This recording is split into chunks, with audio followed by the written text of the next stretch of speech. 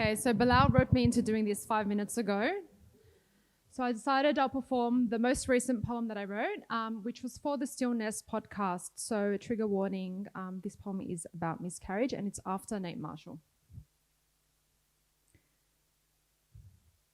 And the hadith tells us that the baby that passes and does not get the chance to meet their mother in this world will wait at the gates of heaven in the next.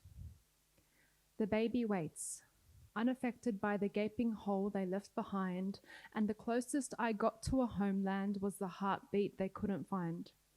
The closest I got to a homeland was a silver lining tinted with red. The closest I got was a red lining completely shed. The closest I got was my body failing. There is nowhere I can point to show you proof of the pain. All the scars are silent, and the legacy of loss says, here is the permanent mark. It says, I once loved someone I never touched with all my heart. And well-intentioned friends tell me about all the ways it could be worse, but I dreamt of all the ways it couldn't be. A world glistening with hope and a future lost at sea. It is narrated in the records of our faith that the baby that has passed waits at the gates of heaven for their mama, but every mama who has lost their baby knows it will be us who will be waiting for them.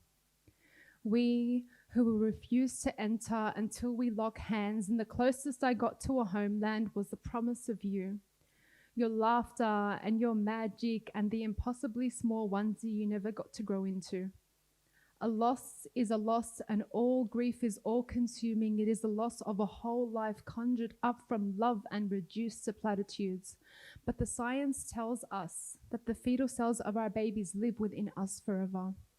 These cells travel as far as our lungs and our hearts, so every time we beat and we breathe, we are honoring all the parts of ourselves that are still trying, all the parts that will never forget. And the closest I got to a homeland was a painting of peonies that we never hung in the nursery, and waiting at the gates of memory to hold you for another eternity.